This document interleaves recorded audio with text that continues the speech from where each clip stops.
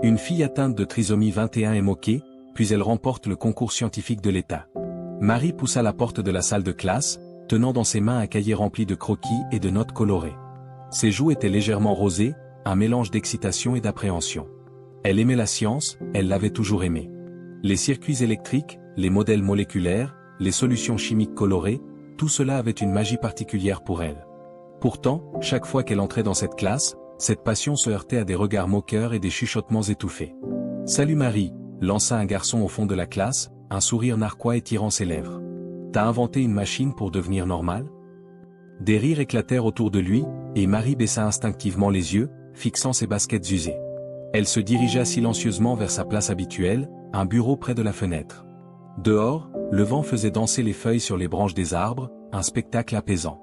Elle ouvrit son cahier et se concentra sur ses croquis. Elle travaillait sur une idée brillante, quelque chose qu'elle avait imaginé en lisant un livre sur les énergies renouvelables. C'était une invention modeste, mais unique, un système qui utiliserait les déchets organiques pour produire de l'électricité à petite échelle. La cloche sonna, et le professeur, Monsieur Lambert, entra dans la pièce. Il avait l'habitude de commencer chaque cours par une annonce, et aujourd'hui ne fit pas exception. Cette année, comme vous le savez, l'école participera à la foire scientifique régionale. Ceux qui souhaitent soumettre un projet doivent s'inscrire avant la fin de la semaine. Marie sentit son cœur s'emballer. C'était l'opportunité qu'elle attendait. Elle leva timidement la main. « Monsieur, est-ce que n'importe qui peut participer ?» Monsieur Lambert fit une pause, son regard glissant sur elle avec une hésitation à peine voilée. « Oui, bien sûr, Marie. Tant que le projet, au sérieux ?» Les mots flottèrent dans l'air, pleins de sous-entendus. Les murmures dans la classe reprirent, accompagnés de quelques ricanements. Marie sentit une chaleur monter à ses joues, mais elle refusa de laisser ses réactions l'atteindre. Elle baissa la tête vers son cahier, ses doigts serrant son crayon avec détermination. Elle savait que son idée avait du potentiel. Elle devait juste prouver qu'elle était capable. Chez elle, ce soir-là, Marie partagea ses plans avec ses parents. « C'est une excellente idée, ma chérie, » dit sa mère en souriant, passant une main dans les cheveux de sa fille. « Mais tu sais que ça ne sera pas facile. Les gens, ils peuvent être cruels. »« Je sais, maman, » répondit Marie, sa voix ferme. « Mais je veux essayer. » Son père, un homme aux mains calleuses de longues heures passées à travailler dans une usine, hocha la tête. « On est là pour toi. Quoi qu'il arrive. » Les jours suivants, Marie se plongea dans son projet. Chaque soir après l'école, elle passait des heures dans le petit atelier improvisé au sous-sol. Elle expérimentait avec différents matériaux, testait des configurations, et notait chaque résultat dans son cahier. Son enthousiasme était contagieux, même son petit frère, Paul, venait parfois l'aider, curieux de ce qu'elle fabriquait. Mais à l'école, les moqueries continuaient. « Regarde, c'est Marie l'inventrice », plaisanta une fille en passant près de son bureau. « Tu vas fabriquer un robot qui peut penser à ta place ?» Marie ignorait les commentaires, bien qu'ils la blessent profondément. Elle se concentrait sur ses idées, imaginant l'impact que son invention pourrait avoir si elle réussissait. Chaque jour, elle se répétait une phrase que son père lui avait dite une fois. « Ce qui compte, ce n'est pas ce que les autres pensent. Ce qui compte, c'est ce que toi, tu crois. » Un vendredi après-midi, Monsieur Lambert demanda à tous ceux qui participeraient à la foire scientifique de se tenir devant la classe pour présenter leur projet. Marie serra son cahier contre elle, son cœur battant à tout rompre. Elle se leva lentement lorsque son nom fut appelé. Elle s'avança devant le tableau, sentant les regards peser sur elle comme une montagne. « Mon projet s'appelle énergie verte à partir de déchets. C'est un système qui transforme les déchets organiques en électricité. » Un silence accueillit ces paroles. Puis, un garçon au fond de la classe éclata de rire. « Sérieusement ? Tu penses vraiment que tu peux faire ça ?» Les rires se propagèrent, et même Monsieur Lambert sembla mal à l'aise. Marie avala sa salive, les mains tremblantes. Mais au lieu de reculer, elle releva la tête. « Oui, je pense que je peux.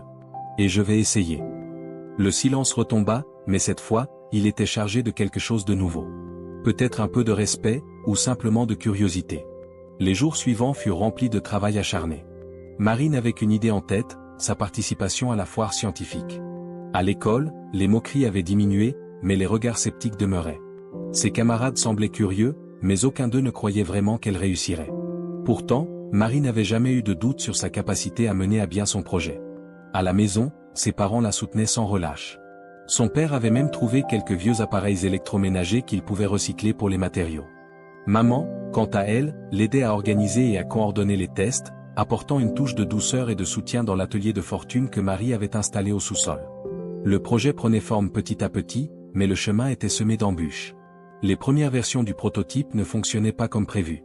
Les déchets organiques ne produisaient pas l'électricité attendue, et Marie se sentait de plus en plus frustrée. Parfois, elle se retrouvait assise sur le sol, les yeux fixant la pile de papier sur la table, se demandant si elle finirait par échouer. Les voix des autres élèves, les rires, les moqueries, elles résonnaient dans sa tête comme un écho sourd. Une nuit, alors qu'elle était seule dans son atelier, une pensée traversa son esprit. Si je fais ça avec mon cœur, alors peu importe ce qui se passe, je serai fière de moi. Cela la remit en mouvement. Elle passa la nuit entière à expérimenter de nouvelles idées, ajoutant des ajustements au système, changeant l'approvisionnement en énergie. Le matin, elle eut un éclair de génie.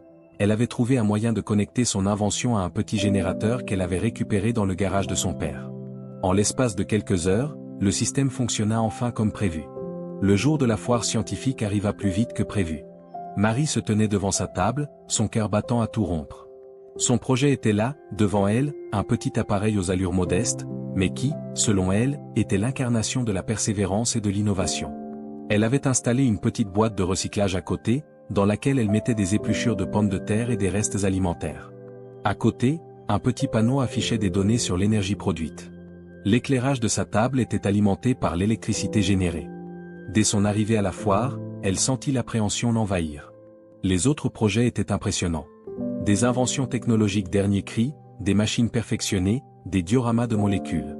Les regards des juges se posaient sur Marie, un peu perplexes, comme si elle ne méritait pas vraiment d'être là. Ils la scrutèrent brièvement, puis passèrent rapidement à d'autres projets, sans vraiment s'attarder sur le sien. Un groupe de jeunes garçons, un peu plus loin, éclata de rire en voyant son travail. « Sérieusement, tu penses que ça va fonctionner ?» lança l'un d'eux, son ton moqueur se mêlant au rire de ses camarades. Marie se redressa, se forçant à sourire. Elle avait travaillé trop dur pour être découragée. Lorsqu'un juge s'approcha d'elle, elle le salua poliment. « Bonjour, monsieur.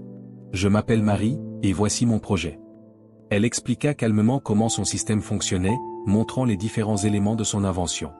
Le juge, un homme plus âgé avec des lunettes rondes, semblait à la fois intéressé et surpris. « C'est intéressant, » dit-il après une pause. « Mais, vous savez, ce genre de système a beaucoup de limitations. Cela pourrait marcher à petite échelle, mais je doute que cela puisse être appliqué à grande échelle. » Marie sentit son cœur s'alourdir un instant, mais elle refusa de se laisser abattre. « Peut-être, mais c'est un début. Peut-être que ce système pourrait aider les personnes dans les communautés rurales où l'accès à l'électricité est limité. » Le juge la fixa un moment, pensif. Il hocha la tête lentement. « C'est une idée noble, Marie. » Puis, il se tourna et s'éloigna pour examiner d'autres projets. Marie regarda autour d'elle. Elle n'était pas aussi impressionnante que les autres participants, mais elle avait mis tout son cœur dans ce projet. Elle savait que la vérité résidait dans ce qu'elle avait accompli, pas dans ce que les autres pensaient d'elle. Au fur et à mesure que les juges continuaient leur parcours à travers les différentes tables, les élèves se regroupaient autour de son projet, certains curieux, d'autres toujours sceptiques. Un autre juge, plus jeune cette fois, s'arrêta devant Marie et observa attentivement son invention. « Vous avez utilisé des déchets organiques ?» demanda-t-il. « Oui », répondit Marie en souriant. « J'ai cherché à utiliser des matériaux recyclés pour créer quelque chose de bénéfique. C'est à la fois écologique et efficace. » Le juge se pencha un peu plus près et observa les chiffres sur son tableau. « C'est plutôt impressionnant, en fait. » Le sentiment de doute de Marie s'éloigna peu à peu. Les regards de certains élèves changeaient. Quelques-uns, ceux qui s'étaient moqués d'elle plus tôt, étaient maintenant intrigués. Les heures passèrent lentement, et la foire approchait de sa fin.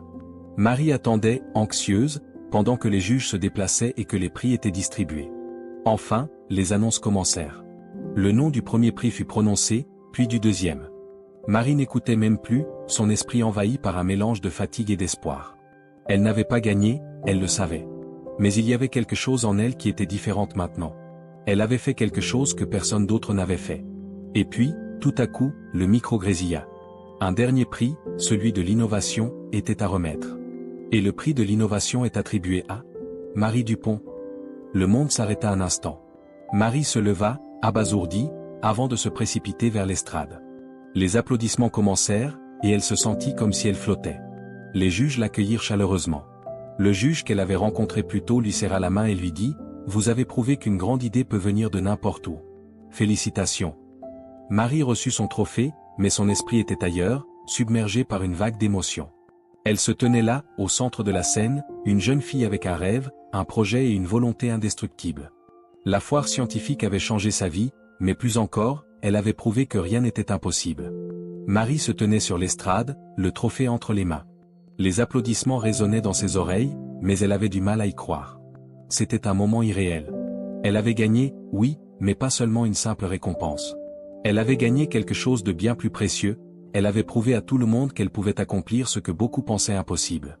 Les juges s'étaient regroupés autour d'elle, lui posant des questions sur son projet.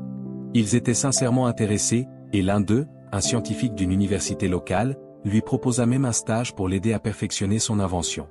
Marie se sentait submergée par les opportunités qui se déployaient devant elle, mais tout ce qu'elle voulait, c'était retrouver sa famille, leur parler, les voir fiers d'elle.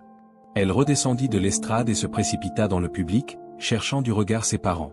Lorsqu'elle les aperçut, son cœur fit un bond dans sa poitrine. Son père et sa mère étaient là, souriants, les yeux brillants de fierté. « Marie !» cria sa mère en se levant, ses bras grands ouverts. Marie se précipita dans ses bras, sentant la chaleur et l'amour de sa famille l'envelopper. « Je savais que tu pouvais le faire. Tu n'as pas seulement gagné un prix, chérie. Tu as gagné le respect de tous ces gens qui te regardaient de haut. » Son père la serra fort, et Marie sentit les larmes monter dans ses yeux. Elle avait travaillé si dur pour en arriver là, et maintenant, cela semblait en valoir la peine. Les autres élèves qui l'avaient moquée pendant des mois s'approchèrent lentement, hésitant d'abord, mais leur visage trahissant un mélange de honte et de respect. L'un d'eux, le garçon qui avait ri si fort au début de la foire, s'approcha timidement. « Marie, je suis désolé. Je t'ai jugé trop vite. » Il baissa la tête. « C'est un projet incroyable. Tu m'as vraiment impressionné. » Marie sourit, un peu surprise par ces mots. Elle n'avait jamais attendu des excuses, mais les entendre maintenant la faisaient se sentir bien. « Merci. Ça signifie beaucoup. » Elle lui tendit la main. « Je suppose qu'il faut parfois laisser les actions parler plus fort que les mots. » Les autres élèves acquiescèrent. C'était un petit moment de réconciliation, mais pour Marie, c'était bien plus que cela. Elle avait pris sa revanche, mais de la manière la plus pure et la plus honnête qui soit. Elle n'avait pas cherché à humilier quiconque. Elle avait simplement fait ce qu'elle savait faire de mieux, elle avait persévéré. En rentrant chez elle ce soir-là, Marie se sentit fatiguée, mais profondément satisfaite. Le trajet en voiture jusqu'à la maison était calme, ses parents échangeant des anecdotes de leur propre jeunesse, riant ensemble des situations parfois embarrassantes dans lesquelles ils s'étaient retrouvés. Mais Marie savait qu'ils allaient parler de son projet ce soir. Ce soir, la conversation serait différente. Lorsque la voiture se gara devant leur maison, la porte s'ouvrit à toute vitesse, et Paul, son petit frère, courut vers elle. « Alors, c'est toi qui as gagné ?» s'écria-t-il, tout excité. « Je savais que tu allais le faire. » Marie rit, le serrant dans ses bras. « Oui, petit génie. C'est bien moi. » Elle le souleva, le faisant tournoyer dans l'air, ce qui provoqua une explosion de rire de sa part. Ils entrèrent tous dans la maison, où une petite fête les attendait. Ses parents avaient préparé un repas spécial pour célébrer la victoire de Marie. Sur la table, il y avait des plats faits maison, du gâteau au chocolat et des ballons accrochés un peu partout. Marie se sentit submergée par l'amour et la fierté. Cela ne faisait pas seulement du bien d'avoir gagné, mais de savoir qu'elle avait tout le soutien de sa famille. Alors qu'ils se mettaient à table, son père leva son verre. « À Marie, notre championne, » dit-il en souriant. « Tu nous as tous rendus tellement fiers aujourd'hui. » Marie rougit, un sourire immense sur les lèvres. « Merci, papa. Je n'aurais pas pu y arriver sans vous. » La soirée passa dans une ambiance joyeuse, avec des rires, des histoires, et des chants. Mais tout au fond d'elle, Marie savait que ce n'était pas seulement cette victoire qui comptait. Elle avait appris quelque chose de bien plus important, la persévérance. Elle avait appris à ignorer ceux qui doutaient d'elle, à croire en ses rêves et à ne jamais abandonner. C'était cette leçon qui serait la plus précieuse de toutes. Les jours qui suivirent, Marie continua à travailler sur son projet, à peaufiner les détails et à faire des ajustements. Elle était déterminée à pousser son invention plus loin, à en faire quelque chose qui pourrait un jour être utilisé dans le monde réel. Elle savait que ce n'était que le début. L'école, quant à elle, ne tarda pas à changer de perception envers elle. Ses camarades, qui la considéraient autrefois comme une fille différente, vinrent la voir pour lui poser des questions sur son projet. Ils étaient désormais curieux de savoir comment elle avait fait. Certains d'entre eux même, inspirés par sa réussite, commencèrent à s'intéresser à la science, à s'inscrire à des concours, à rêver un peu plus grand. Et dans tout cela, Marie réalisa que le véritable prix qu'elle avait remporté n'était pas simplement le trophée sur son étagère, mais les portes qu'elle avait ouvertes pour elle-même, et pour ceux qui viendraient après elle. Elle était un modèle, pas seulement pour ses camarades, mais pour tous ceux qui pensaient qu'ils n'étaient pas assez bons, qu'ils ne pouvaient pas réussir. À chaque étape de son projet, elle avait été confrontée à des doutes, des obstacles et des moqueries. Mais elle avait persévéré, elle avait cru en elle. Et aujourd'hui, elle savait que ce n'était pas seulement la science qu'elle avait maîtrisée, mais bien sa propre capacité à surmonter l'adversité. Marie savait qu'elle avait encore beaucoup à accomplir. Mais une chose était certaine, rien ni personne ne pourrait jamais lui enlever la satisfaction de savoir qu'elle avait réussi, et qu'elle avait changé les choses, ne serait-ce qu'un petit peu, dans le cœur et l'esprit de ceux qui l'avaient regardée d'un œil méfiant. Elle tourna une dernière fois son regard vers le trophée sur son étagère, le sourire aux lèvres. Ce n'était pas juste une récompense. C'était un symbole de tout ce qu'elle avait traversé, de tout ce qu'elle avait accompli. Et cela, personne ne pouvait le lui enlever. Les semaines qui suivirent la foire scientifique, Marie devint un symbole de détermination et de persévérance dans son école. Les professeurs commencèrent à la traiter différemment, et certains élèves qui l'avaient autrefois ignorée ou moquée vinrent vers elle pour discuter de son projet. Elle se rendait compte qu'elle avait ouvert une porte non seulement pour elle-même, mais aussi pour ceux qui, comme elle, se sentaient parfois invisibles.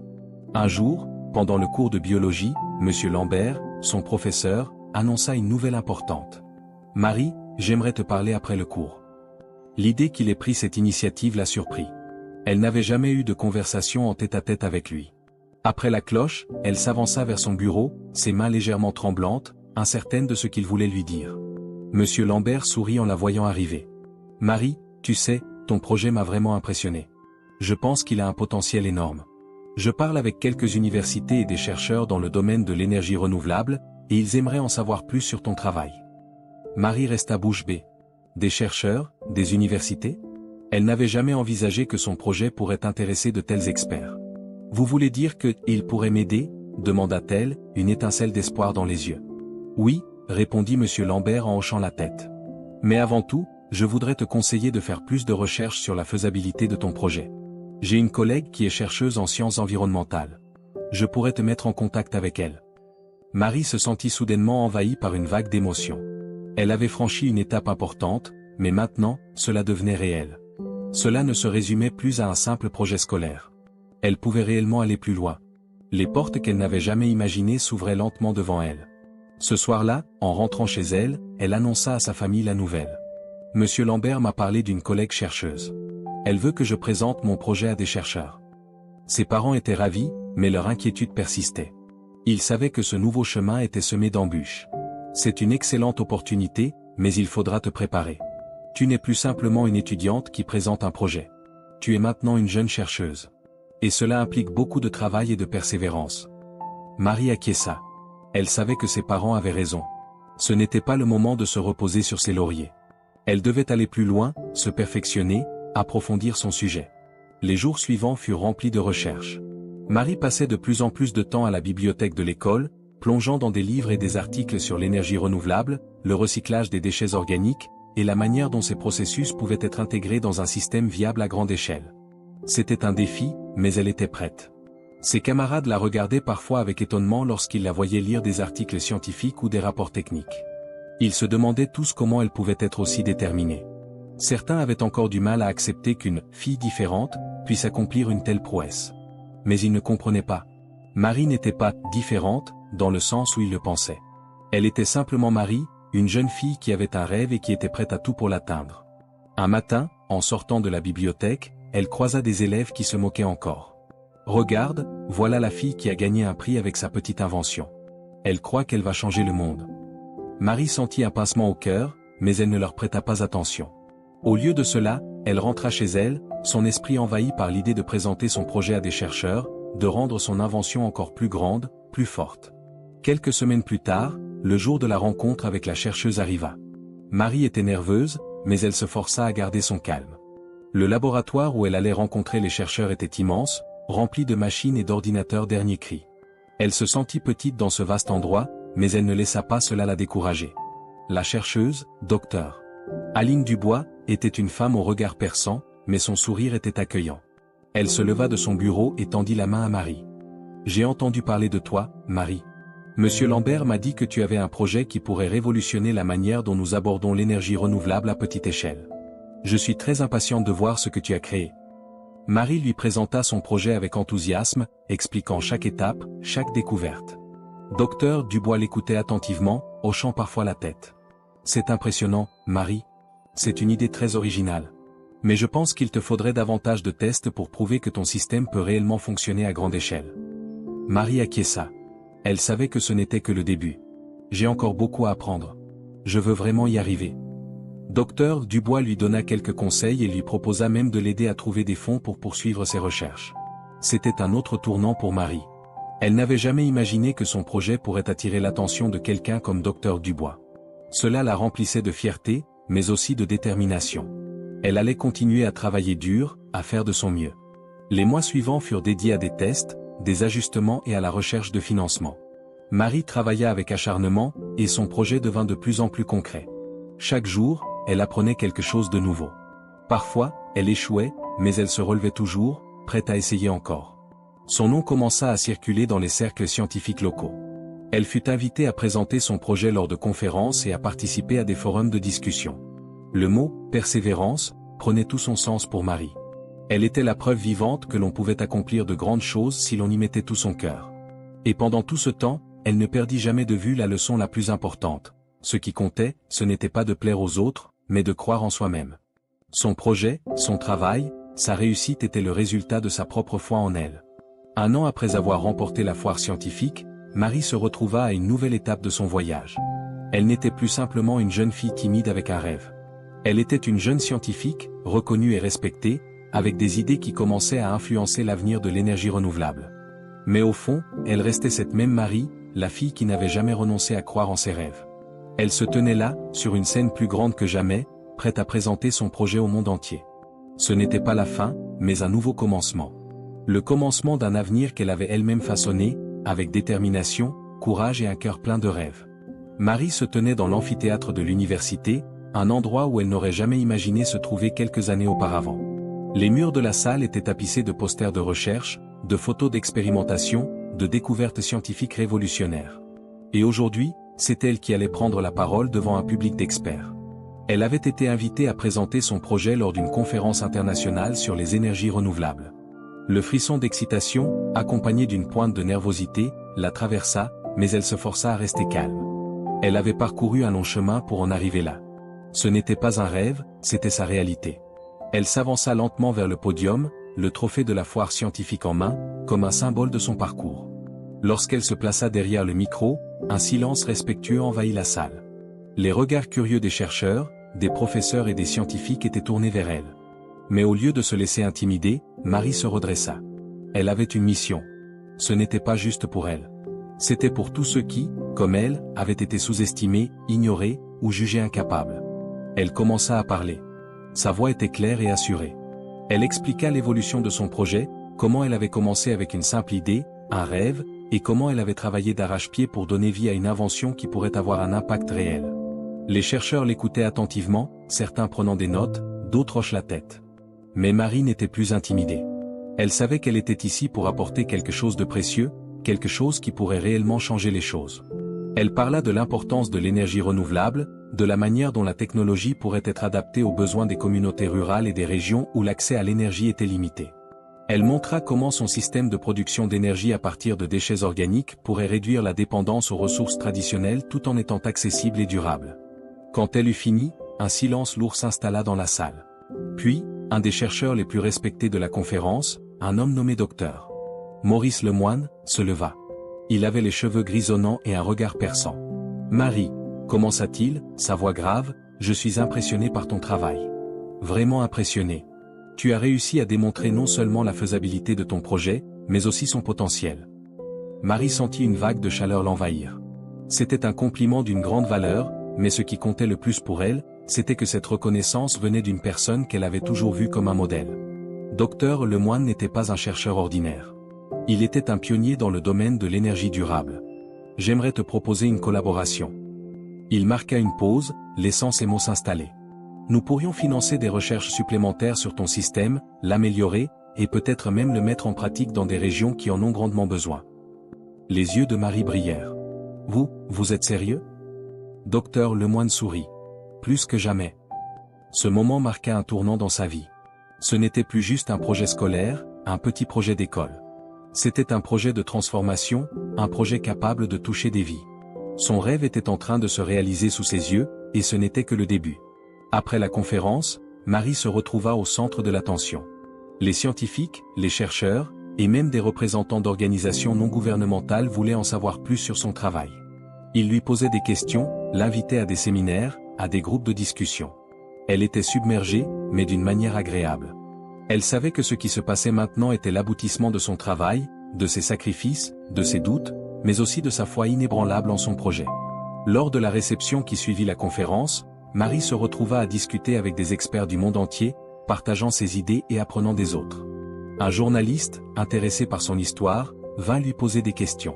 Il voulait savoir comment elle avait surmonté les moqueries, les doutes, et ce qu'elle pensait de l'avenir. Tout est une question de persévérance, répondit-elle, son regard déterminé. Il y a toujours des obstacles, des personnes qui vous disent que vous ne pouvez pas, mais il faut croire en soi. Si on y croit assez fort, on peut accomplir des choses incroyables. Ces mots résonnèrent dans l'air comme un message fort. Elle ne parlait pas seulement pour elle-même, mais pour tous ceux qui avaient été laissés de côté, ignorés ou réduits au silence. Elle était une preuve vivante que l'impossible n'était qu'une illusion. Tout était possible. À la fin de la soirée, alors qu'elle se tenait à l'extérieur de l'hôtel, regardant les étoiles briller au-dessus d'elle, Marie se sentit en paix. Elle avait accompli quelque chose d'extraordinaire, mais elle savait que ce n'était pas la fin. Ce n'était que le début. Elle pensa à ses parents, à son frère, à tous ceux qui l'avaient soutenue, qui avaient cru en elle quand personne d'autre ne le faisait. Elle savait que ce prix, cette reconnaissance, n'était pas la victoire la plus importante. Ce qui comptait, c'était que sa passion pour la science, pour l'innovation, avait transformé sa vie et la vie de ceux qui croyaient en elle. Le regard déterminé de Marie se tourna vers l'horizon. Elle n'avait pas seulement prouvé que les gens avec des besoins particuliers pouvaient accomplir des choses incroyables. Elle avait prouvé que tout le monde, peu importe d'où il vient ou quel défi il affronte, peut faire une différence. Tout ce dont il faut, c'est d'y croire. Et alors qu'elle montait dans sa voiture pour rentrer chez elle, Marie savait qu'elle n'allait pas s'arrêter là. Il y avait encore tellement à faire, encore tant à découvrir. Le monde était à ses pieds, et elle allait continuer à changer les choses, un projet à la fois. La route serait longue, mais elle n'avait jamais été aussi prête à la parcourir.